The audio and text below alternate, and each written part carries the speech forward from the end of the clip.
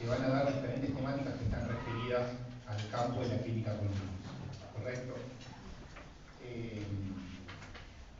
Ustedes, como condición de aprobación, tienen que presentar un trabajo práctico en grupo, que van a seleccionar, ustedes van a armar grupos de hasta 5, y en esos grupos ustedes tienen que elegir un coordinador, que va a ser la persona que se va a contactar con nosotros, así nosotros les enviamos el caso clínico que ustedes tienen que analizar para presentar en el último como modo de aprobación, y de esa manera nosotros mantenemos contacto solamente con uno de los grupos, ¿correcto? Bien. ¿Alguna pregunta más?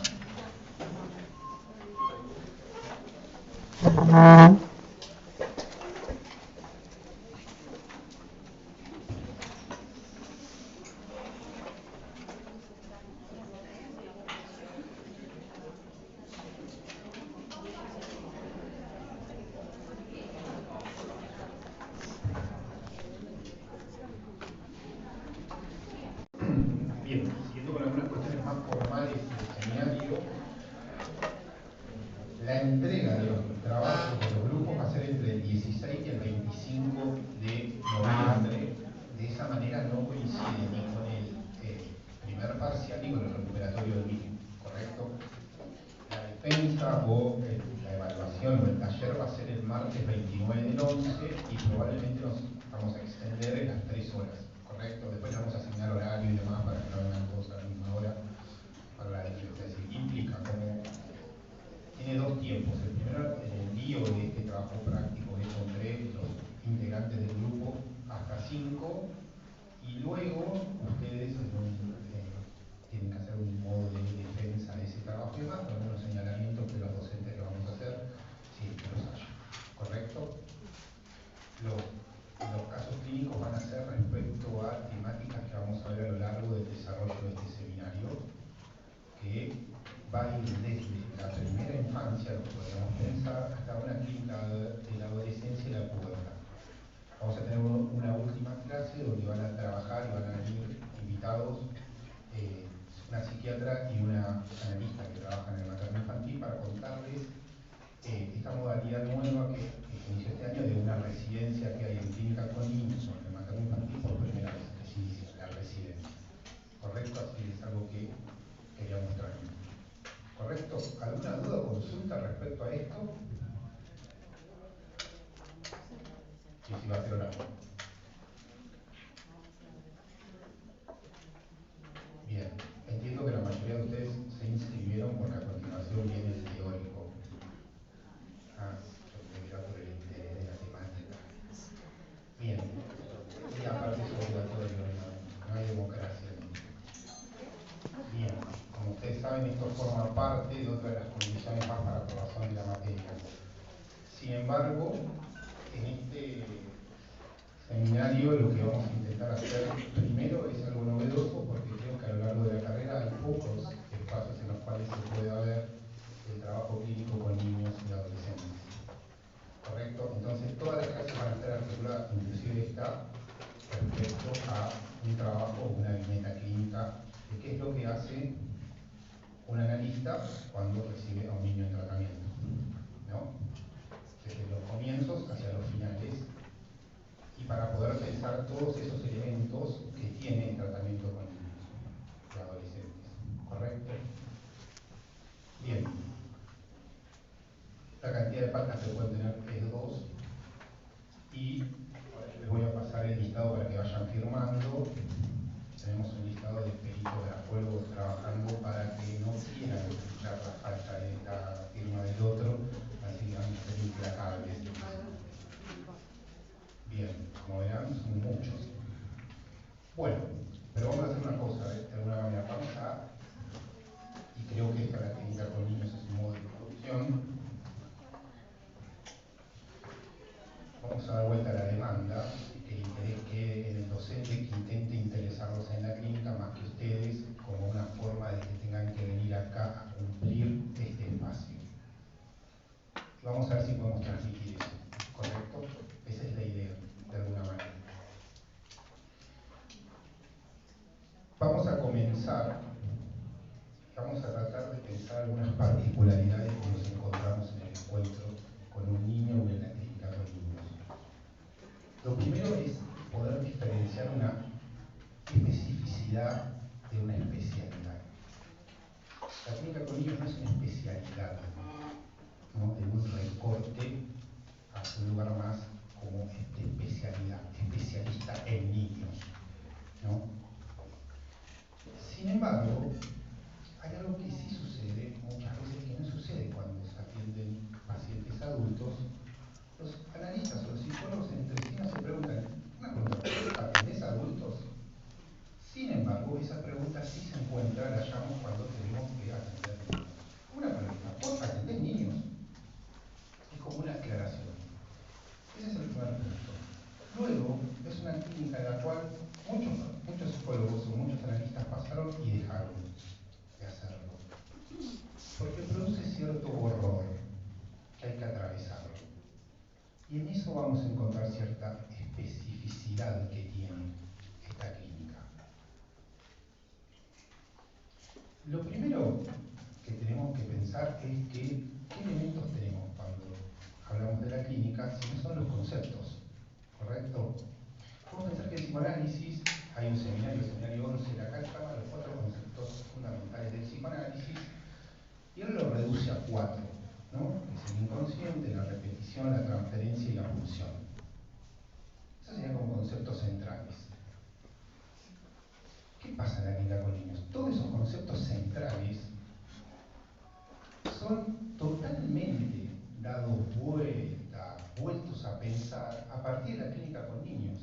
Todos estos conceptos van a tomar otra dimensión a partir del encuentro con un niño. Esta clase es una clase de introducción, entonces cuando pensaba el tema, pensaba por dónde introducirnos, ¿no?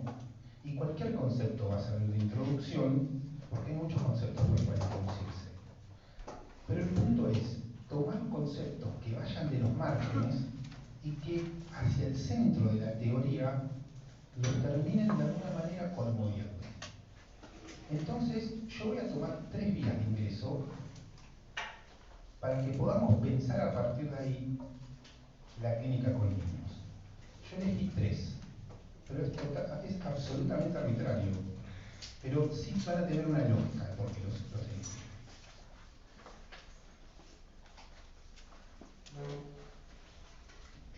El primer camino de ingreso es el tiempo. ¿Por quién nos están consultando? El tiempo del sujeto. ¿Por quién nos consultan? ¿Por un niño o por un adolescente?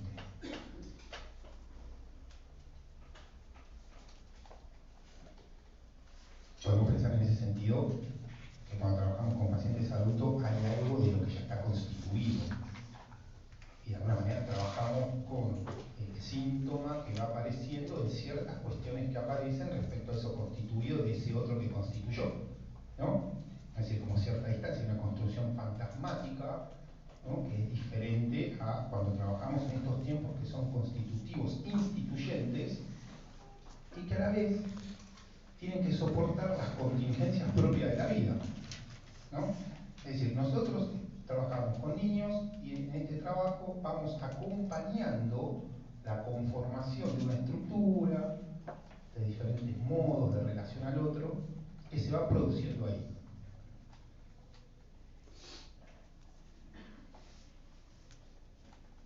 Entonces la pregunta sería, bueno, ¿qué es un niño para el psicoanálisis? Lo primero que podemos decir es que un niño es un lugar respecto a otro, ¿no? Es esa posición de, siguiendo la línea lacaniana, de ser el falo del otro. En ese lugar que un niño se viene a ubicar. El niño es objeto, llega al mundo como un objeto de deseo, de cuidado, un objeto del mundo, y también, si cayó de otro lado, también puede ser un objeto inmundo.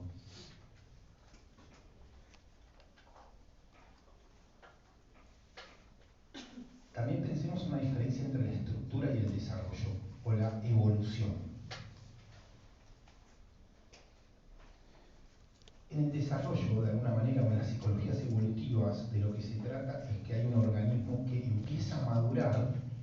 Y el lugar del ambiente está como en un segundo lugar, es decir, hay algo ahí que se va produciendo en tiempos, que va avanzando y que está constituido en sí mismo, ¿no? En diferentes etapas.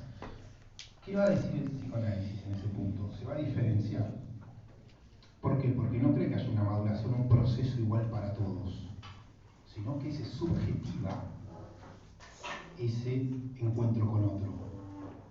Por eso, en una misma familia, varios hijos pueden quedar en diferentes lugares ubicados respecto al deseo del otro.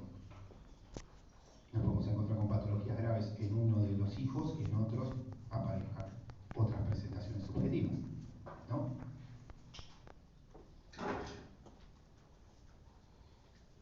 Pensemos también en la estructura con los 3 tiempos del Edipo, que es que el niño incorpora una estructura que no preexistió.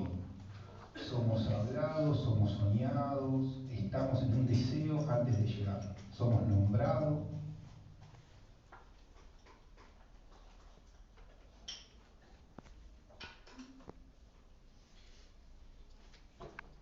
Y de alguna manera el niño está en relación al discurso de un otro.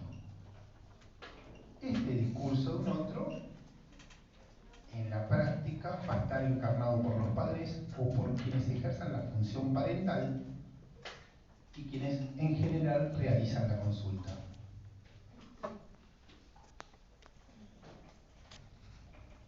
Y otra cuestión más de la especificidad. En la infancia, lo infantil es un modo de hablar también. Es un modo de relación al lenguaje. Me explico mejor. En la clínica con adultos, uno de los movimientos que Lacan trajo y presentó es el movimiento de la rectificación subjetiva. Entendido como, mal entendido como el hacete cargo de lo que decís. Que se termina transmitiendo como una cuestión superyoica de la responsabilidad. Imagínense un paciente muy angustiado, muy angustiado, con falta de alguna manera de ciertas cuestiones de la significación, si nosotros le decimos, ¿vos qué tenés que ver en esto que te está sucediendo? ¿Qué crees que sucedería si le decimos a un paciente muy angustiado, bueno, ¿vos qué tenés que ver en esto que te pasa? ¿No será también culpa tuya, responsabilidad tuya lo que está pasando? La rectificación subjetiva no tiene que ver con eso. Tiene que ver, de alguna manera, con ese movimiento que Lacan dice respecto a los dichos, respecto al escucharse en ese decir. Bien, lo infantil, de alguna manera, presenta una diferencia. Respecto al dicho, se muestra mucho más desprejuiciado el niño. Es decir, ¿quiénes son los que tienen más franqueza? Como dice el dicho, los borrachos, los locos y los niños, ¿no? Siempre tienen razón, porque algo de la verdad no velada terminan diciendo, ¿no? Recuerdo una vez que recibo un niño y lo primero que me dice, tenés cierre el pantalón bajo, ¿no? El paciente adulto cuando lo ve, era como tonto respecto a eso. O la pregunta de si mi mamá a mí me dejaba ir ese día a atender ahí, o donde yo vivía. Pregunta que con pacientes adultos probablemente no sucedería, ¿no? Y otra cuestión más. Pensemos cuál es el elemento que Freud, en sus escritos técnicos, aísla como más importante en el trabajo con pacientes adultos, que es el uso de la asociación libre, ¿no? Él dice, el modo en que el paciente use la asociación libre es lo que siempre hay que relanzar. Es decir, no importa si viene, no importa lo que es, no importa el síntoma, lo más importante es que se relance todo el tiempo la asociación libre. Bien. En la asociación libre, el mandato, de alguna manera, es diga todo lo que se le ocurra sin pensarlo. 2 veces, ¿no? Como una promesa de sinceridad, ¿no? Y de no sistematización de lo que se vaya a decir, que no esté sistematizado. Cuando tenemos pacientes obsesivos, vamos a ver si están así, ¿no? Bien, en el adulto, ese modo de hablar, está la sistematización, en intentar hacerle entender, ¿me entendés lo que te estoy diciendo? Por un lado, que esté sistematizado, y por otro lado, el prejuicio sobre lo que voy a decir, ¿no? No voy a decir esto porque quizás lo que diga lo pueda afectar, ¿no? El famoso me dijo y le dije, y me dijo, que escuchamos siempre en la clínica cuando nos relatan los pacientes, y me dijo y le dije. Bien, el niño en ese punto, toda esa parte la tiene franqueada. tiene una relación diferente y una posición distinta respecto a lo dicho. Es decir, el plano de la enunciación y el plano del enunciado todavía en la infancia no estarían doblegados. ¿Ven? ¿Me siguen en ese punto?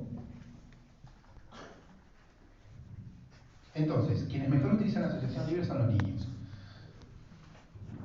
Pero no dicen de la misma manera que dice el adulto. En el uso del lenguaje, esa es la diferencia. En el modo de hablar. Eso hace una especificidad. Bien, ese modo de hablar va a romper todas nuestras posiciones o todas nuestras poses psicoanalíticas que quisiéramos hacer con un niño. Aquel que se quiera hacer el analista con un niño va a quedar rápidamente fuera de juego. Me explico. Uno haciéndose como que viene el niño a jugar y le hace un ¿qué creen que pasaría? Absolutamente nada, ¿no? ¿Qué quisiste decir cuando dijiste esto? Es decir, eso del niño toca en ese punto del adulto, y en este punto me parece que hay algo interesante que Anna Freud decía, después hay cosas que son bastante criticables, pero decía algo así: el niño cuando viene a buscar un adulto.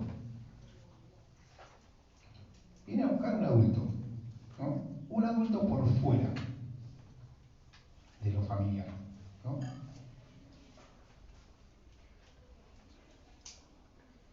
Respecto al tiempo del niño, una cuestión más. Los dos grandes modelos que tiene el psicoanálisis para pensar la constitución subjetiva la podemos pensar en Lacan y en Freud. En Freud es una constitución más intrapsíquica. ¿Vieron? De diferentes sistemas que tienen modalidades de funcionamiento distintos, que tienen lógicas distintas y que el pasaje entre uno y el otro va a estar dado por la represión o por los modos defensivos. Es lo que la famosa metapsicología freudiana, ¿vieron?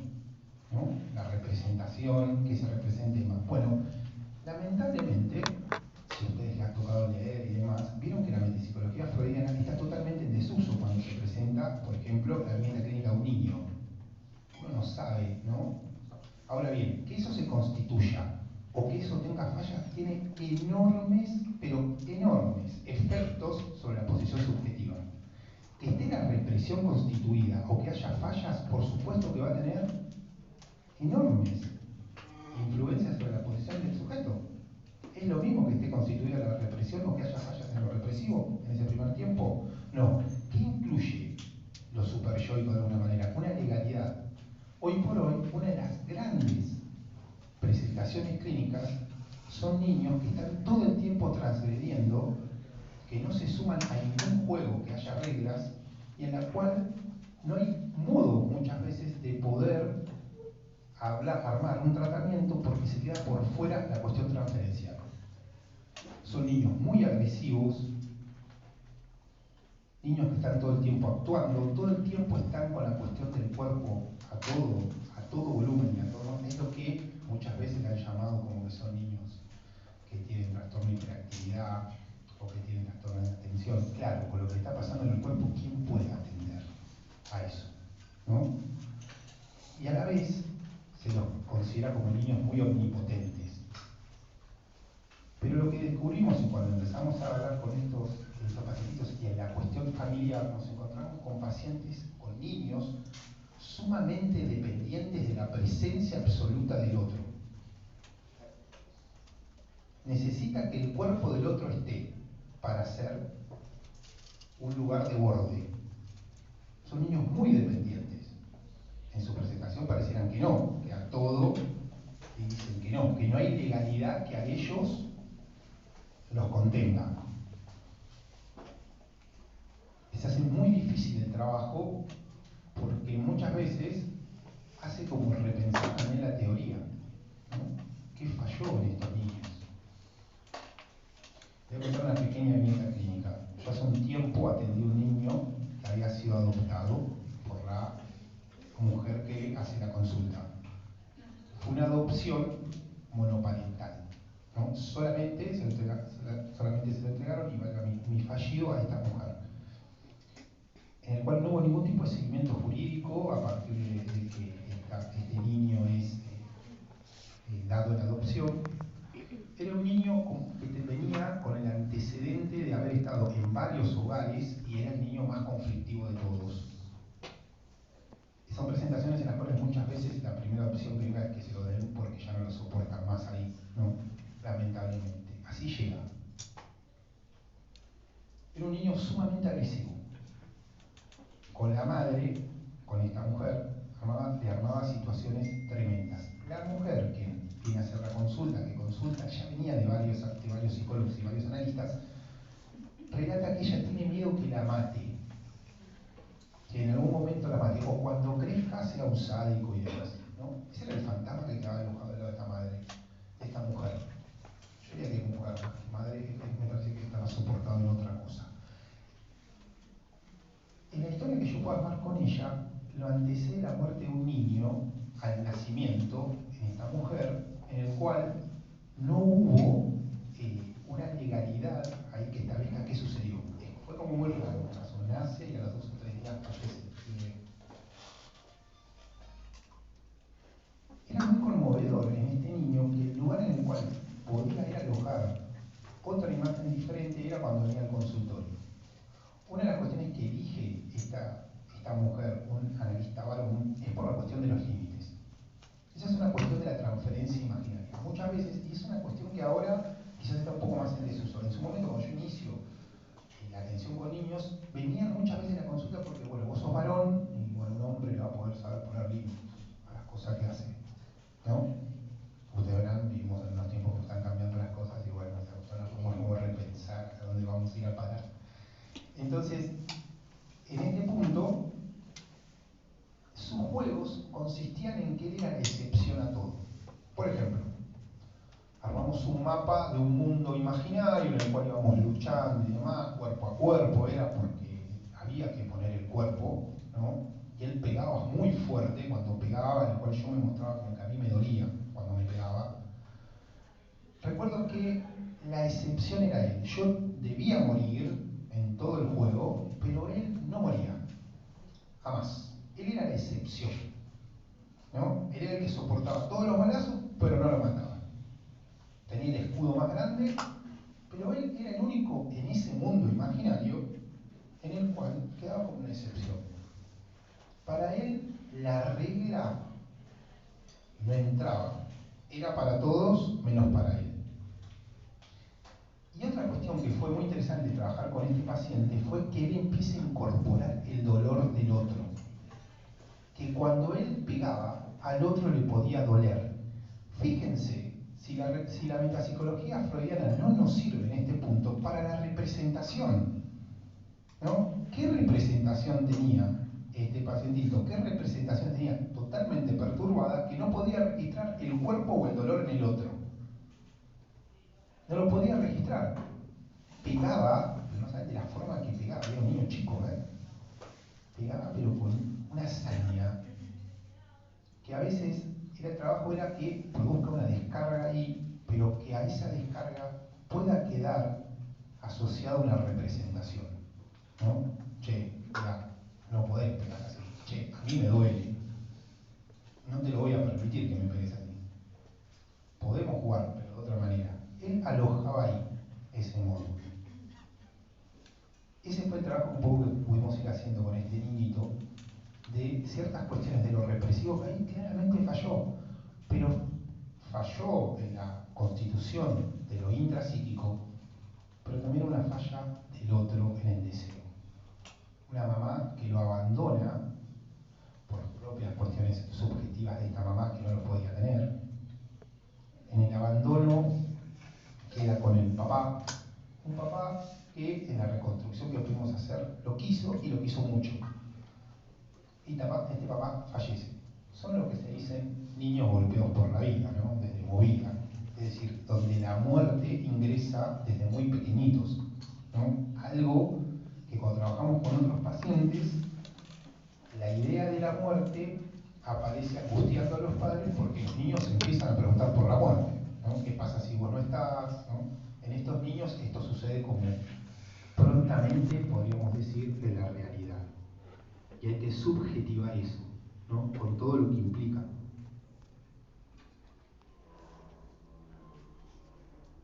¿Alguna duda, consulta hasta acá?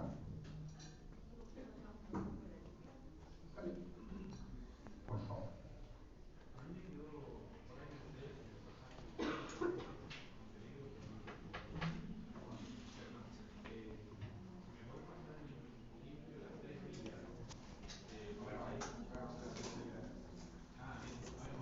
No. Bien. Vamos entonces a otra vía de ingreso. ¿Hasta acá les quedó claro? ¿Esta tiene alguna pregunta? Sí.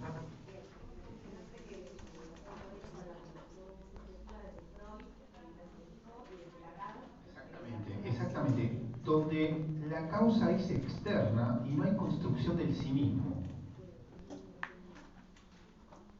Quizá a ustedes les suenen, Lacan tiene como tres grandes modelos o de operadores estructurales de la construcción. Nosotros seguramente ya vieron uno, otro quedó nombrado. El primero son los tres tiempos del Edipo, ¿no? Que es un modo de pasaje en el cual lo que está en juego son el deseo y el nombre del padre como constitución. Un segundo que está nombrado en la ficha de Fabio Di Sábato, que es el modelo de las dos operaciones lógicas de alienación y separación. Momentos lógicos, ¿no? Y un tercer momento que Lacan va a tomar en un seminario, que es el seminario número 21, que se llama RCI, Real, Simbólico, Imaginario, que es el modelo de alguna manera, donde él va a decir que se anudan los registros. Es un anudamiento, ¿no? Entre tres registros, y después se va a hacer un juego ahí de cómo se puede reemplazar uno por otro. Nosotros nos vamos a centrar en estos dos primeros, ¿correcto? En los tres tiempos de Edipo y el de la alienación y la separación. Que la causa esté externa significa que el sujeto en sí mismo no se puede constituir si no es a través del otro, del campo del otro, a través de la falta en el otro. Fíjense que acá nos acercamos a ese punto en que decíamos, bueno, venimos anticipados por un fantasma materno, ¿no? Causa necesaria, condición necesaria también para ser divinizado desde algún lugar. El texto, las dos notas sobre el niño, no sé si ustedes lo pudieron ya ver a lo largo de la carrera, me parece que es un texto sumamente interesante, y lo más interesante no se encuentra en las dos posiciones donde él dice Lacan sobre lo que el síntoma del niño, porque vieron que lamentablemente en la transmisión muchas veces se pierde esta cuestión de que, bueno, transmitimos el recorte de las dos posiciones del síntoma, entonces la lectura muy plana que se hacía era, bueno, o aparece como siendo objeto del deseo, objeto en el fantasma materno, o aparece la otra vertiente como aquello sintomático que aparece en la pareja parental. Que, miren, es como muy complicado dos cuestiones. Primero pensar dónde está qué es la pareja parental, qué es lo sintomático en la pareja parental, y en ese punto nos trae un tremendo lío, porque la pregunta sería, bueno, ¿quién es el paciente ahí? ¿O la pareja parental o el síntoma del niño? Si el síntoma del niño es la representación de lo sintomático, ni siquiera de lo no dicho, es lo sintomático en la pareja parental, deberíamos de alguna manera primero aislar lo sintomático en la pareja parental para entender cuál es el síntoma del niño. Eso sucede cuando las explicaciones en psicoanálisis son causa-efecto. ¿Vieron lo que produce? Produce más líos, ¿no? Porque en realidad no se trata de causa y efecto, sino que pueden ser dos cosas sostenidas a la vez, ¿no? Ese es, de alguna manera, el hablar de la asociación libre, que puede haber contradicciones en lo que estamos diciendo, ¿no? Porque cuando hablamos con un interlocutor le podemos decir, ah, bueno, es contradictorio lo que está diciendo, sí, eso es de la charla con un amigo. Ahora, cuando estamos en el análisis, en realidad lo que hay que suspender es ese punto de contradicción, que dos cosas pueden ser ciertas a la vez, o dos cosas pueden ser negación a la vez. Bueno, la neurosis obsesiva muestra un poco eso, ¿no? Ni quiero a esta, ni quiero a la otra, o quiero a esta y quiero a la otra, esa cuestión de no elegir.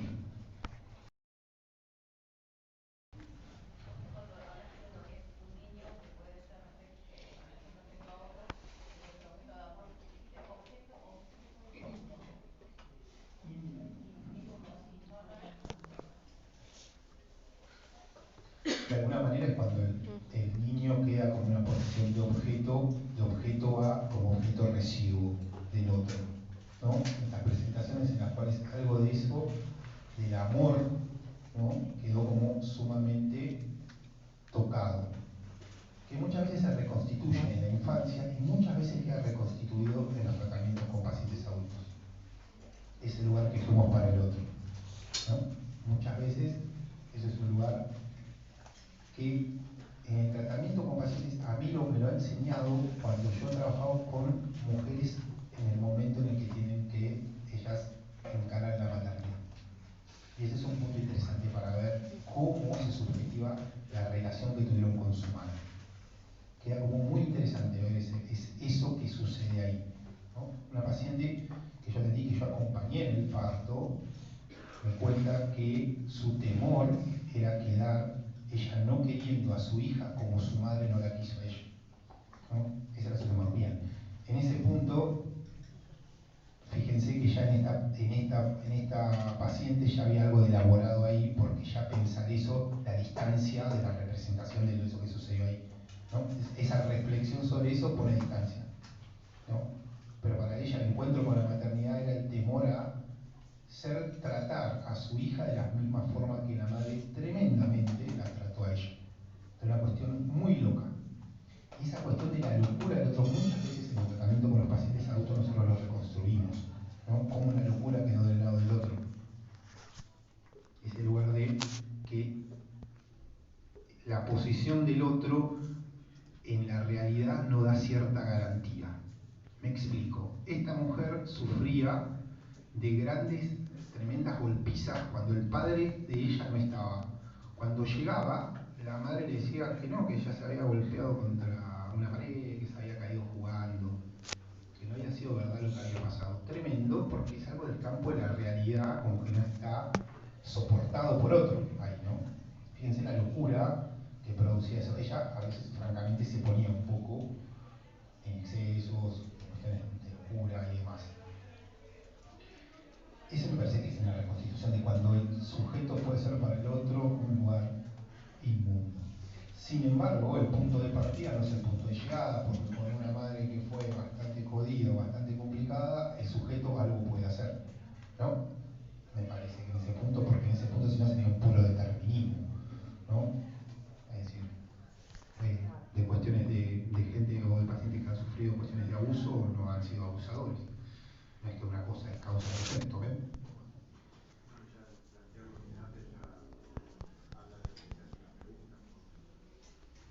Correcto, sí, sí. Otro modo de ingreso que vamos a tomar es ¿quién consulta? ¿Quién realiza la consulta?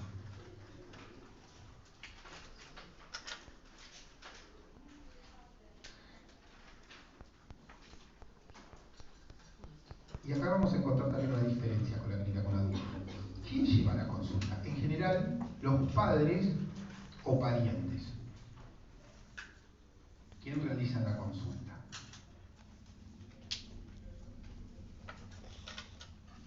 Recuerden que el modelo freudiano de la transferencia es que solamente hay análisis con la posibilidad que haya una neurosis de transferencia. ¿Correcto? ¿Cómo es el modelo freudiano? De alguna manera, vamos rápidamente. Un sujeto presenta un síntoma, ese síntoma se tiene que poner en la transferencia, en la neurosis, y se reemplaza la neurosis que traía el paciente por esa neurosis de transferencia. Y es más, Freud es taxativo y dice, bueno, la única neurosis que es tratable por el psicoanálisis es la neurosis de transferencia. Que la neurosis de transferencia es el síntoma en el cual el analista queda incluido, ¿no? Sería el síntoma más el analista.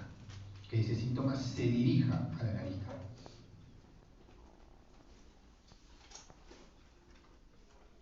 Bien. Entonces el niño llega a través de un interlocutor. Vamos a pensarlo distinto con los niños. Habíamos pensado que en un primer momento en la clínica de adultos hay una neurosis ordinaria, un síntoma, neurosis ordinaria, un padecimiento que se transforma en un síntoma, no todo padecimiento constituye síntoma y no todo padecimiento es advertido por el paciente o por el sujeto. Hay lo que se podemos llamar esos padecimientos mudos, ¿no? Esa forma muda de sufrir que el sujeto puede advertir en un tratamiento. Rasgo, cosa, forma de decir, modo de pensamiento, tener que elegir algo. Esos son padecimientos, como podemos llamar, mudos, chicos, así como que aparecen menores, desplazados, pero que hacen muy importante después en el tratamiento.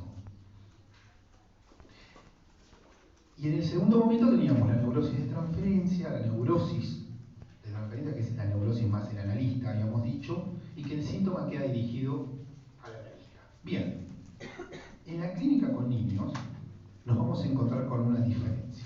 Primer punto. La neurosis de transferencia podemos pensarla como es lo que el niño dirige sobre cualquier objeto parental.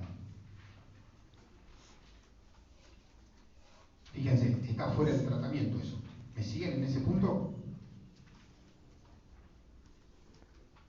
Y digo objeto parental porque puede ser padre, madre, hermano, hermana, tío, tía, abuelo.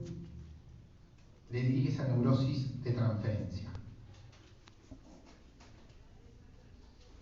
El otro día me consultaban por un pacientito que a partir de una mudanza empieza a no poder dormir. Y en esa mudanza reconstruimos ahí con los padres que él quedaba los cuidados durante mucho tiempo de una tía materna. Esta tía materna deja de cuidarlo y algo de ahí estalla a partir de eso, entre esa mudanza y esos cuidados que daba esta tía. Fíjense, ahí, como algo de esa neurosis que estaba dirigida deja de ser sostenida por este interlocutor. Bien, ¿cómo podemos pensar entonces el padecimiento del niño? Bueno, podríamos pensar, si la neurosis de transferencia es dirigirle algo a un interlocutor, este interlocutor cae en esta referencia y no sostiene esta neurosis de transferencia. ¿Ven? Deja de estar sostenida. En ese momento podemos pensar y podemos reconstruir que es el momento en que se encadena una consulta, quizás. No siempre coincide, siempre hay un tiempo, ¿vieron? Entre el comienzo del padecimiento y la ocasión de la consulta. Durante ese tiempo y ese espacio, los padres también seguramente se dieron algún tipo de movimiento para seguir manteniendo o sostener cierta homeostasis. Algo después falla, ¿no? Para que se produzca ese ocasionamiento del cuerpo. Entonces, si la neurosis de transferencia de alguna manera es una neurosis que supone saber al otro, el niño en posición infantil supone saber al padre, la madre o al interlocutor, esta direccionalidad de saber es lo que produce, cuando cae esta direccionalidad de saber, es que se produce el padecimiento. ¿Ven? ¿Me siguen? Esos que sostenían ese lugar de saber, en algún momento caen. Y ahí se produciría la consulta. ¿Y por qué se produciría la consulta a partir de eso? Bueno, porque cambia la circulación del sentido del saber. ¿Me siguen?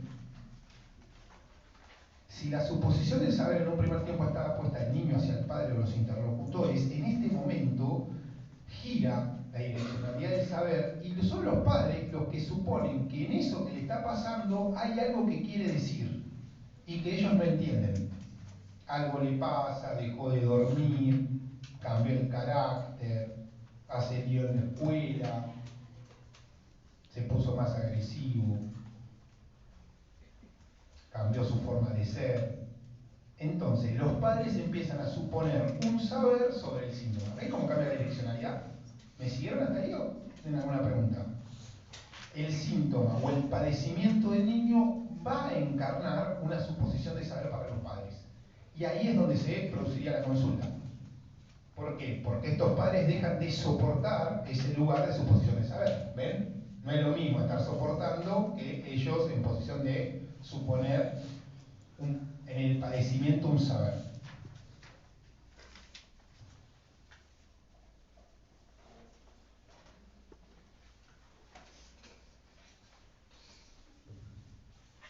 Bien. Entonces, podemos pensar que en la infancia hay un trabajo a hacer, ¿no? La noción de trabajo es una noción freudiana, pero lo pueden encontrar en Duelo y Melancolía cuando él dice el duelo es un trabajo de ir sacando punto por punto aquellos puntos libidinales que el objeto queda investido para retirarlos y que vuelvan sobre el yo. Es un trabajo largo y arduo, va a decir. El trabajo de la infancia, de alguna manera, dice Freud, y la más difícil tarea que tiene es la separación de la autoridad de los padres. Es un trabajo largo y doloroso. Ese es el primer punto. Freudianamente podemos preguntar, bueno, es instalar la pregunta por el deseo del otro. ¿Se acuerdan del grafo del deseo cuando dice, bueno, ¿qué quiere el otro? ¿Qué me quiere? Y en la pubertad podríamos pensar en la relación que tiene el sujeto con la sexualidad y con el sexo. La pregunta cambia. Dos cuestiones. Primero, queda muy bien ejemplificado, que en aquellos que tengan niños de cierta edad, respecto al lugar que tiene la pregunta. No sé si vieron la insistencia que tiene la pregunta de los niños. ¿Por qué? ¿Por qué? ¿Por qué? ¿Por qué? Y uno empieza a explicar y le preguntan ¿por qué? Y tal cosa, ¿por qué? Bien. Lo que descubre ahí en ese modo interpela el deseo del otro. No importa lo que uno diga, sino desde donde me lo estás diciendo. ¿Qué me querés decir con lo que estás diciendo? Ese es el trabajo que hay en la infancia. Por eso la pregunta es un modo de hablar de infantil, claramente. En la pubertad o en la adolescencia es distinto porque no aparece el porqué, sino que aparece apuntar esa enunciación que estás diciendo. Todo lo que toda la música y demás es intentar barrar a ese otro a partir de lo que vos decís, ¿no? Todos esos movimientos culturales que hubieron en algunos tiempos respecto al rock y demás, presentaciones artísticas, tenían que ver con intentar barrar a ese otro en ese enunciado que decís. Apuntaban a la enunciación, pero para desbarrancarla, teniendo el sujeto para sí un argumento con el cual confrontar, ¿no? Eso que vos me decís, bueno, por eso aparece la transgresión y demás.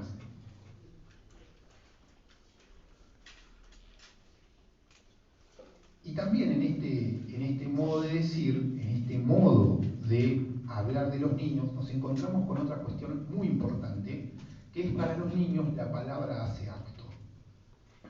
Prométanle a un niño que le van a comprar mañana un chupetín. ¿Qué sucede? Exactamente. Al otro día van a decir, ¿y mi chupetín? Pero vos me dijiste que me ibas a comprar un chupetín. El adulto diría, ¿para qué me decís lo que me estás diciendo?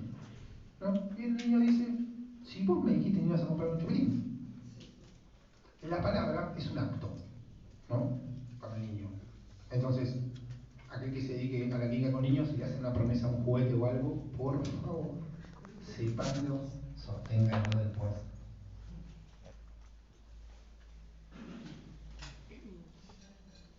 Y otra cuestión más que me parecía también respecto a esto,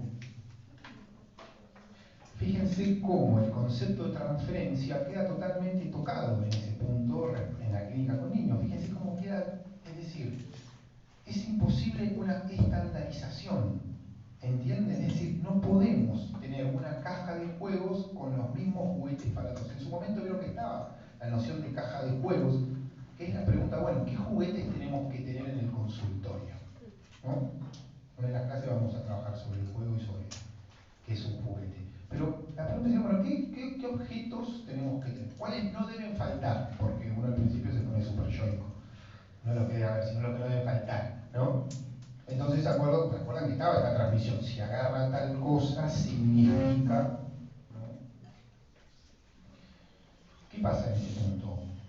Nos perdemos más en el estándar que en la posibilidad de abrir un espacio de juego para otro, en este caso el niño. El objeto nos muestra de una forma muy conmovedora el uso que hacen de los objetos los niños.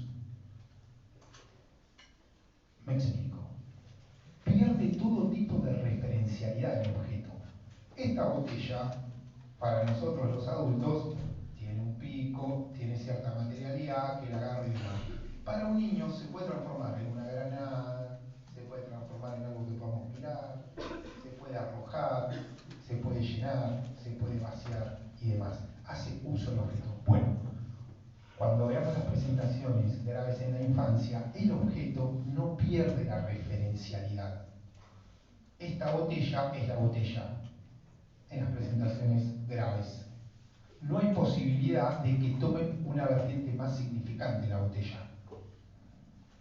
Y también no solamente en presentaciones graves, en niños donde aparecen ciertas dificultades también, aparecen que no pueden la ficción, el como si.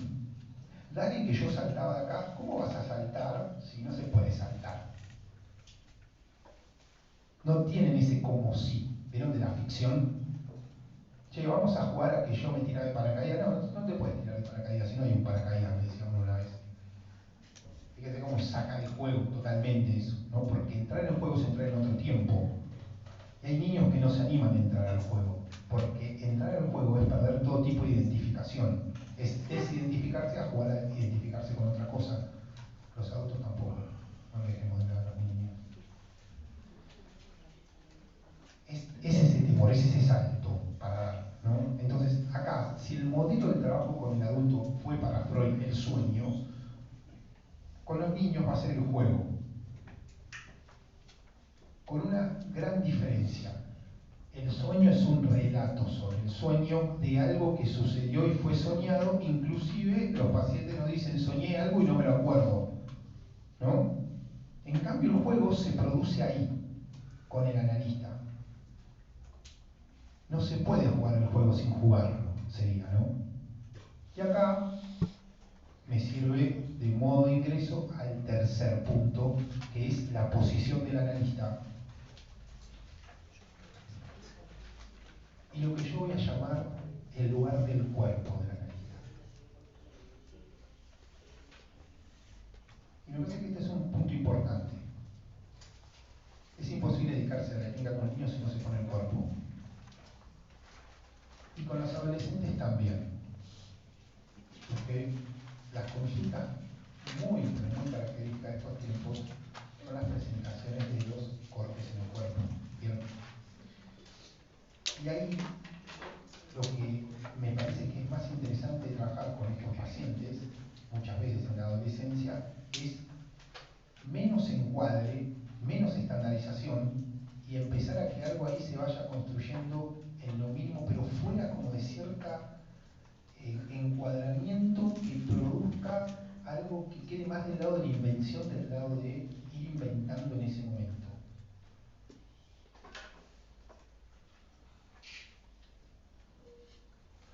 Una paciente adolescente que se cortaba con una gilet, jugamos un juego en el cual la apuesta era que si yo ganaba, creo que le tenía que traer una comida que a ella le gustaba, y yo le aposté que ella me traía los cúter y el frasco de perfume con el cual ella se cortaba, ¿no? Bueno, las cuestiones del juego hizo que yo ganara y me trajo, bueno, su gilet y demás. A partir de eso se produjo algo que ella empieza a dejar de cortarse, ¿no? Lo empieza a dejar ahí y empieza a alojar eso ahí. Ese objeto que para ella era apreciado, ese objeto de corte, produjo un corte ahí. A partir de eso empieza a dejarme objetos en el consultorio que son de su propia construcción, ¿no? Objetos que tienen valor para ella en dármelos, ¿no? Listado de películas para ver, listado de series, ¿no? Sueños que tuvo, escritos, cosas que le quiere decir a un chico con el cual estuvo en algún momento y no se anima a decirle. Fíjense cómo salió absolutamente en algo de la invención, ¿no? Porque en el trabajo con estos pacientes, lejos está decirle, hola, sí, deja de cortar. Hola, deja de cortar.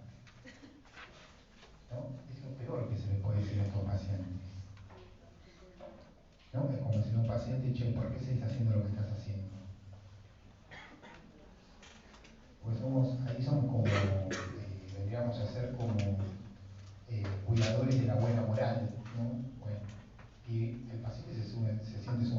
culpable si el paciente va por la imposibilidad. Entonces, ¿por qué decirle a alguien, che, dejá de hacer tal cosa? Dejá de estar con este que es de tal manera. ¿No? No, nosotros vamos a abrir otra vía para pensar eso. Entonces, ¿por qué pienso el cuerpo como algo importante, como el cuerpo de la analista? Miren, Melanie Klein, vieron que tiene algo que es muy interesante, que me parece que en este juego de proyecciones e introyecciones, en el armado del sujeto, vieron que va armando Melanie Klein, hay un elemento que es distintivo y que es muy importante que ella introduce. Es el cuerpo de la madre. Eso se sostiene sobre un cuerpo, el cuerpo de la madre. Vieron que ella dice toda esa fantasmagoria que tiene de las heces voladoras y demás, que la podemos pensar como una cuestión totalmente delirante, pero fíjense que en ese juego de introyección y proyección de la envidia aparece un cuerpo que lo sostiene, que es el cuerpo de la madre. Vieron que ella dice sobre qué superficie es, sobre el cuerpo de la madre. ¿No? ¿Se acuerdan de eso, como dice ella? Ah, ok. Bueno, yo hice como que los interlocutores sabían. Igualmente, denme un crédito porque les supuse que saben. ¿Vieron? Bien. En ese juego de introyección y proyección, vieron que Melanie Klein lo que va haciendo de alguna manera es que el objeto está del lado de adentro y se va armando en un objeto bueno, en un objeto que pueda quedar articulado de las dos partes. ¿No? Melanie Klein fue como a partir de la lectura lacaniana muy dejada de lado, pero la verdad que tiene cosas sumamente interesantes para el trabajo con niños. Es más, fue la primera que le dio espacio a los niños para el trabajo, ¿no?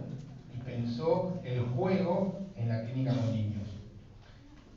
Que se sostenga en el cuerpo, después ese cuerpo va a ser lo que el cuerpo del analista va a armar ahí en el juego. El analista debe dejarse usar en ese cuerpo por parte del niño, o en este caso cuando trabajamos con adolescentes, ese cuerpo tiene que estar. ¿Qué cuerpo? No el cuerpo orgánico, ¿no? Sino de esa presencia o ausencia que somos para el otro, esa referencialidad que somos. Ahora termina la sesión y muchas veces los niños les dicen, bueno, vengo mañana, ¿puedo seguir mañana? O esos niños que, bueno, ¿podemos jugar 5 minutos más? Esa noción del tiempo, ¿no? ¿Por qué se termina ahora? ¿Cómo salir? Bueno, hay niños que les cuesta muchísimo salir de un juego, no pueden despegarse de ahí. Entonces, la presencia del cuerpo del analista en la clínica con niños hace a una diferencialidad porque el cuerpo está puesto de otra manera. Si la abstinencia en la clínica con los adultos es la abstinencia a partir de la posición respecto a quedar en un orden moral, ¿no? Este lugar abstinente, la verdad que queda tocado en la clínica con niños porque aquel que se mantiene más abstinente es el que menos producción puede realizar. ¿Se imagina poner a un niño ahí solo que empieza a jugar? Sería tremendo. Eso tremendo nos enseñan las presentaciones del autismo. Niños que ni nos registran que estamos. Y se imaginan que en el mundo de los adultos, cuando el otro no nos responde un mensaje o nos clava el visto, nos manda un mundo tremendo. Pregúntense o piensen lo que es estar con un niño ahí y la presencia de uno ser una presencia por momentos como de mucha angustia, ¿no? Muy angustiante, la presencia, la mirada, el tocar el cuerpo. ¿Cómo quedamos nosotros con cuerpo? Es decir, en el autismo, el cuerpo del analista va a servir a la construcción del cuerpo del niño. Yo trabajo con un niñito hace tiempo, en el cual fuimos introduciendo los primeros juegos tempranos, a los 3 años, 2 años y medio, que es el juego del Fordá, ¿no? Es ese juego instituyente para la estructura muy importante y que si no se instituye, tiene severos, ¿no? consecuencias. Y el juego era, acá está, acá no está. Le empecé a cantar una canción, ¿no? En el cual yo le cantaba la canción y él quedaba nombrado y en un momento yo dejo de cantarla para que él se nombre, ¿no? Decía, soy, el nombre, ¿cómo estás? Búsquenme, me encontrarán, y él, acá estoy, dice, ¿no? Empezó a decir, tu turno, mi turno, tu turno, mi turno, fíjense. Pero a partir del decir, ¿no? Y demás. Después vamos a encontrarnos acá que el modo del uso del lenguaje es distinto, hacer una operatoria similar a la que hizo en nosotros niños, ¿no? En el autismo, los operatorio y en la esquizofrenia también, en los niños esquizofrénicos también, bueno, en el Asperger aparece otra cuestión, en el modo en el cual la operatoria que hicieron sobre el lenguaje. Ustedes saben que para poder hablar, los niños tienen que producir primero un olvido muy importante. En los primeros sonidos guturales, dicen los lingüistas, que está incluida todos los idiomas del mundo. Ahí, porque producen sonidos que producirían todos los idiomas. Sobre eso recae un olvido para poder adquirir la cuestión materna, ¿no? La lengua materna. Es eso que tiene que olvidarse, los primeros sonidos se olvidan para luego tiene que recaer. Esto lo muestran también los lingüistas, lo enseñan muy bien, ¿no? El sonido, el timbre de voz y demás. Los juegos de Fordham también instituyen otros juegos, como son los juegos de borde, ¿no? Que el objeto se caiga, el objeto, mira, yo tengo un niño de 9 meses y empezó a jugar el juego de que arroja el objeto y lo mira para el costado. Se cayó, le digo yo, y él mira, o él lo arroja, ¿no? Y mira todo el tiempo. El tema es que lo hace a repetición absoluta. Así que imagínense lo que es estar subiendo todo el tiempo el objeto a la mesa y tirarlo. ¿Por qué? Porque en la infancia la repetición cumple una función distinta. Sí.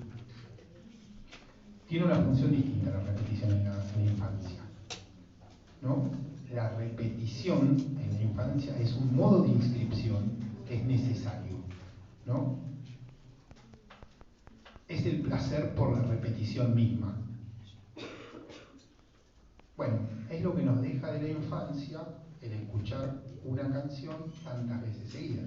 Ahora encima tenemos el Spotify que dicen cuántas millones de veces se reprodujo, ¿no? Entonces, ese es el placer, es ese placer infantil de reproducir lo mismo por la reproducción misma, ¿ven? Que se produce en la infancia. Y es algo que queda, ¿no?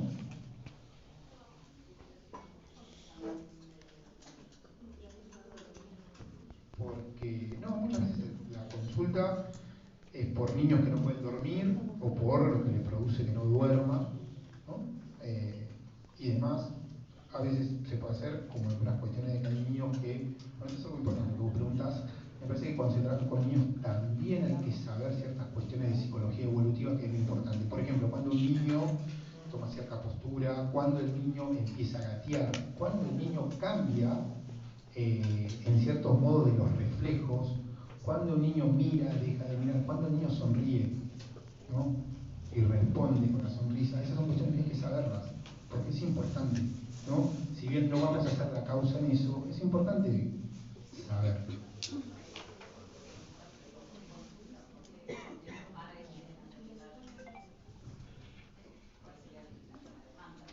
Y en ese caso, muchas veces cuando se consultaba que yo he recibido por bebés, es por algunas cuestiones de que no hay cierta estimulación en los bebés.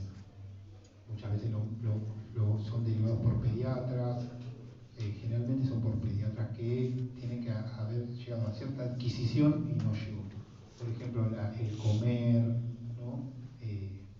La cuestión de la mirada, todos elementos que a veces por el cual se usan, pero generalmente por el sueño. Niños que no pueden conciliar el sueño durante todo el primer año. Bien, ¿tiene alguna duda o consulta? Bueno.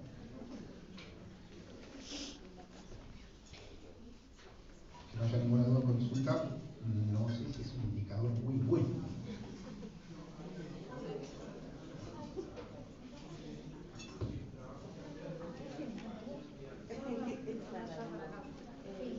Separación de la autoridad de los padres. Bueno, para finalizar, voy a leer una pequeña viñeta clínica de un trabajo que yo realicé con un niño de 9 años, en el cual lo llamé Darío, que yo la atendí más o menos durante 6-7 meses. Les relato un poco mi caso. Darío, quien su mamá se llama Julia, tiene 9 años. Julia realiza la primera consulta, sola. El motivo que esgrime su causa, o el motivo de la consulta, es porque Darío se hace caca, 9 años, y no ha controlado esfínteres en forma continua a lo largo de toda su infancia. Durante un tiempo lo hizo, durante un tiempo no. Primer elemento importante para trabajar en estos casos: no es lo mismo un niño que nunca controló a un niño que controló y dejó de hacerlo. ¿Correcto? Dirá que durante un tiempo lo ha realizado, pero luego volvió a aparecer otra vez la sintomatología. Lo hacía, dejó de hacer y ahora comienza a aparecer. ¿Cómo se hace caca encima, Darío?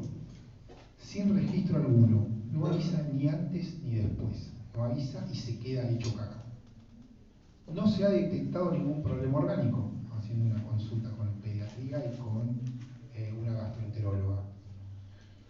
Suele estar sucio, se hace caca encima y se queda sucio durante todo el día, así afirma la mamá.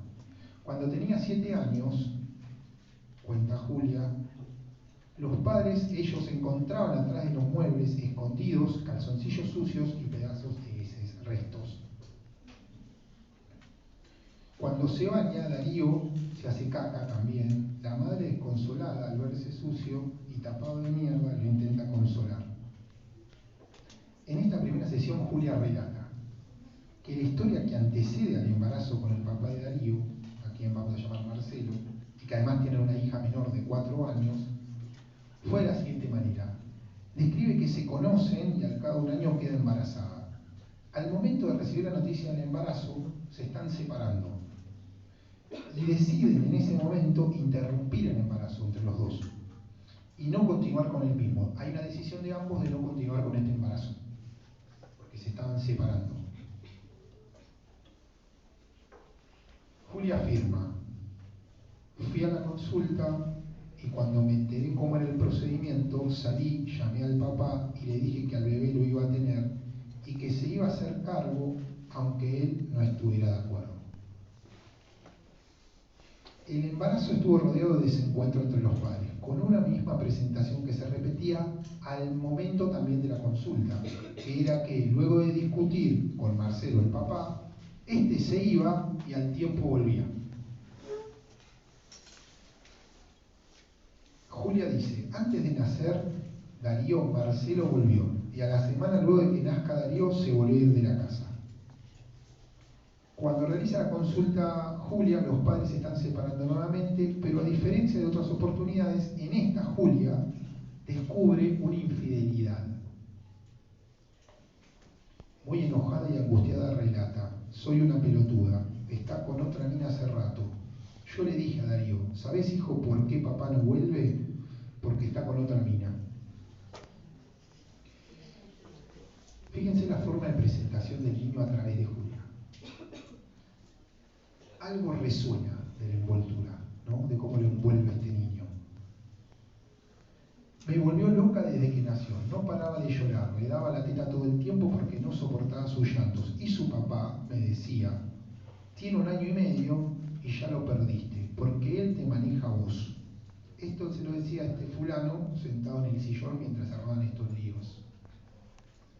Al momento de la consulta, el suceso de que se encadena que ella haga el llamado y busque un psicólogo es que se arman escenas de gran violencia en las cuales Darío le pega a la mamá, le insulta, seguido de episodios de gran culpabilidad y angustia por parte del niño. Este es un indicador clínico muy importante para no pensar estas cuestiones de sadismo, ¿vieron que dicen así? Porque aparece el segundo momento. ¿Ven? Esa lógica del segundo momento y la reflexión sobre el acto no es lo mismo en los niños que no aparecen. ¿En ese punto? Marcelo, el papá, es mecánico. En palabras de Julia dice: siempre los problemas y las peleas eran por guita. Siempre faltaba. Y como no tenía trabajos, a veces él se quedaba hasta tarde tirado en el sillón deprimido. Lo convoco en reiteradas ocasiones hasta que accedió a venir en una oportunidad. Tengo una entrevista con él y dice: soy un hombre que hace todo por Darío. Que las escenas y gritos y estallidos de violencia entre la mamá y el niño y Darío fueron los motivos por los que él se iba de la casa. Se peleaban y él se iba. Se presentaba como fuera de las escenas y toda la responsabilidad por los encuentros rodeados de excesos entre la madre y el niño, él no tenía nada que ver, dice. Capaz que sucedió porque él no tenía nada que ver ahí. Transmitía las verdades a Darío en forma descarnada. Miren cómo les decía. Yo siempre le digo la verdad de todo. Ojalá mi viejo me hubiera dicho la verdad y no armado un cuentito cuando mis papás se separaron.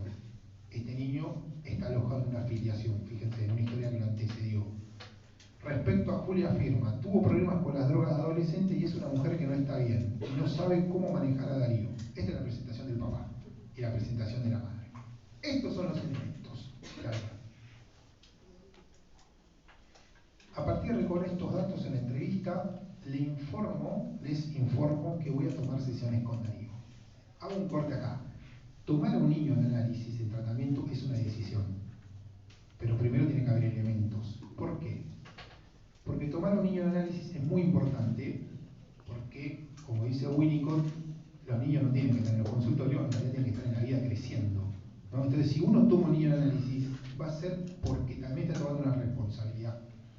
Y porque ahí encuentra elementos que pueden producir que este niño esté detenido en un tratamiento, en su desarrollo, que haya algo en el cual no le permita crecer, no le permita armar un lugar exogámico. Fíjense cómo este niño puede ir a un cumpleaños si todo el tiempo estaba la posibilidad latente que se haga caca, o ir a dormir a la casa de los amigos, que es toda la experiencia de la infancia, irse a un campamento y demás, ¿no? Esos son elementos que hay que pensarlos. Tomo un primer encuentro con Darío, en el cual él se presenta muy malhumorado. Me dice malas palabras con cara de aburrido, sin ninguna intención de mantener diálogo conmigo. Su vocabulario es despectivo todo el tiempo. Esto es una mierda, es una cagada este juego, andate a la mierda. Eran palabras que expulsaba sin poder retener en cada sesión. Entraba a la consulta y salía con el mismo tenor. No había registro ni de antes ni después. En las sesiones que siguieron, Darío no juega, solo le da lugar a la palabra. No dibuja, no juega, solo intenta establecer un diálogo en el cual todo el tiempo niega cualquier afirmación que el analista pueda hacerle. Lo pone a distancia de alguna manera. La mamá, en una de las sesiones, antes de entrar al consultorio, me comenta en la sala de espera. Darío explota en gritos y me reputea. Me dice que para qué me tuvo, que yo le cagué la vida. Luego se tranquiliza y llorando viene a pedirme perdón. Miren él, me dice para qué me tuvo. Fíjense la marca del origen ahí.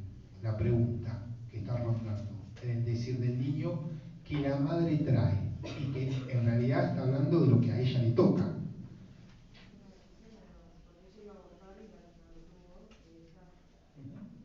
Pero fíjate que dice, me dice para qué me tuvo. Me parece muy, muy importante ese lugar también de cierta salud de este niño, preguntándole el para qué, ¿no? De la direccionalidad, para qué, de un saber ahí, ¿no?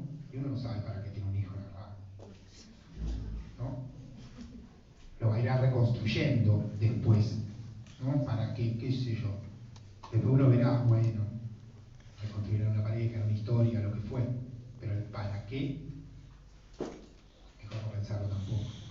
Luego de varias sesiones, es un niño que tiende a aferrarse al negativismo, a través del cual intenta sostenerse. En su negativismo él se sostiene en esa imagen, ¿no? De un pibe que está todo el tiempo malhumorado, cara de culo, que te insulta. Qué tonto hubiera sido si yo le diría, no, no me insultes, en un momento así de para el carro, ¿no? Por supuesto. Pero, ¿qué haría de diferencia? ¿No? No es que haga cualquier cosa, pero, che, ¿por qué me insultás y demás? Es como empezar a leerle, bueno, che, vos estás re enojado, ¿no? Es como doblar, miren esa cuestión, entrar en la cuestión infantil. ¿Para qué puteás tanto? El para qué, ¿no? Que él está introduciéndole a la madre, ¿para qué me tuvo? Bueno, ¿para qué puteás? ¿Para qué insultás? Luego de varias sesiones se introdujo un juego donde mediaba la pelota y en hacernos pases, escenas en repetición. Intento de ligar eso que no se puede elaborar. Sucede una oportunidad que la pelota se va atrás del escritorio y Darío sale a buscarla, se esconde, proponiendo que lo busque. Juego su juego y en silencio lo sorprendo. Te encontré. A lo que responde espontáneamente, me cagué todo del susto. Darío puede decir por primera vez lo que su cuerpo expulsa, lo que no podía simbolizar. Luego de esto, las producciones de Darío comenzaron a ser diferentes. En otra oportunidad comenta que nunca había pinchado una piñata en un cumpleaños. Le propongo que la próxima vez podíamos hacerlo en el consultorio. Explota una piñata con caramelos de regalos. Darío le pinta una cara y le pone un nombre, la vieja malvada. Hacemos lo que él llama un ritual, cantamos alrededor de la misma hasta que que él decide atravesarla con su alfiler. Le produce mucho placer ver caer esos caramelos y se lanza a buscarlos. Por primera vez del colegio le avisan a la mamá de Darío que se angustió y rompió en llantos contando lo que sucedía en su casa con la separación de sus padres. Buscó otros interlocutores para su dolor. Ya al finalizar los encuentros con Darío, me sorprende trayéndome un regalo envuelto. Lo abro y es un inodoro de caca de mentira. Y se ríe al dármelo. Es un chasco. ¿Vieron los chascos esos? Bueno, era un inodoro. Hay inicio de pasar de hacer de su madre una mujer como todas a ser alguien que a veces lo hace enojar. Del por qué ellas nos pueden pegar a nosotros y no nosotros a ellas, esa lógica, de por qué a todos los niños nos pueden pegar las madres y nosotros no pegarles a ellas, mi mamá me rompe las pelotas, pero bueno, es la que me trae acá. Darío da por finalizada las sesiones luego de un tiempo, ya que había podido comenzar a controlar el Pinterest y no se hacía caca. Le pregunto sobre eso y él me dice, no, eso era antes. Ahora prefiere estar en el cumpleaños jugando con amigos. Y así se terminó este tratamiento, ¿no? Si bien está un poco reducido.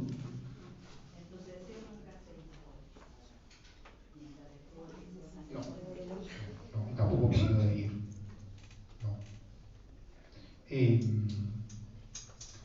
Fíjense cómo la cuestión del control de Fitter, que es una consulta bastante actual en la infancia, está muy ligada a la disciplina que viene del lado del otro y a la demanda, ¿no? Todo lo educativo tiene que ver con eso, ¿no? Con la cuestión más de la oralidad, de la realidad, del control, del darlo, de siéntense ahí, te escuchen, si no tiene algo que ver con la realidad, ¿no? Siéntense durante una hora y media, tienen que atender la clase y demás, fíjense cómo está ligado a eso. En este caso, fíjense el lugar que tenía en este primer tiempo para esta mamá, este niño, y cómo fue soportar las quejas de esta mamá durante un tiempo porque el nene, entre comillas, no mejoraba, ¿no? Se seguía haciendo caca. El lugar de la caca, la pregunta por el síntoma, generalmente los niños no quieren hablar de eso, diferente a lo que pasa cuando trabajamos con adultos. Esto me molesta, no quiero hablar de esto, o a veces nos hacemos un poco los tontos.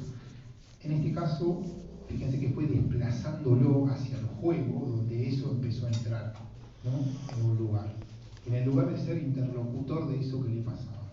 Con el padre después tuvo un par de sesiones más, pero la verdad que era fíjense, este lugar del decir, ¿no? Él hablaba del modo que hablaban los padres sin envolver lo que iban a decir.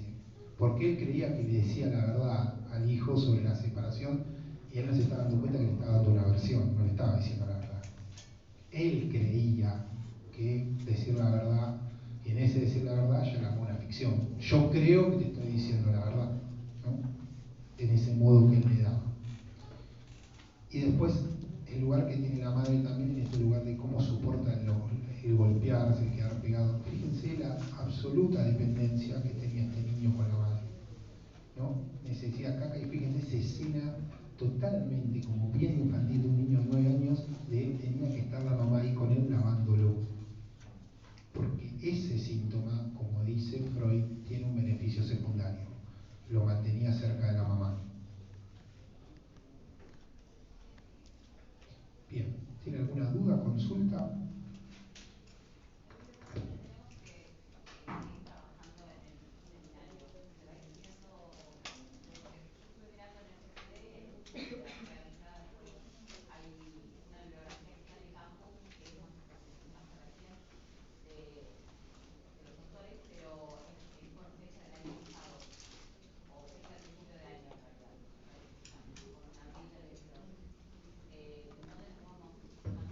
Mira, a mí me parece que lo más interesante es ir de la clase al texto, más que del texto a la clase.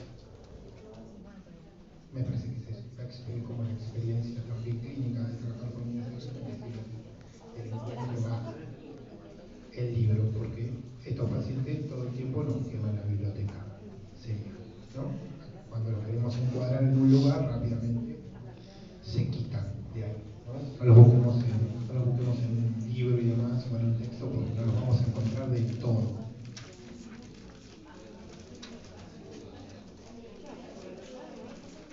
Sí, igualmente bibliografía, yo voy a hacer la bibliografía de la requerida para este de primera clase. ¿Correcto? Si lo suelto. ¿Tiene alguna duda, consulta?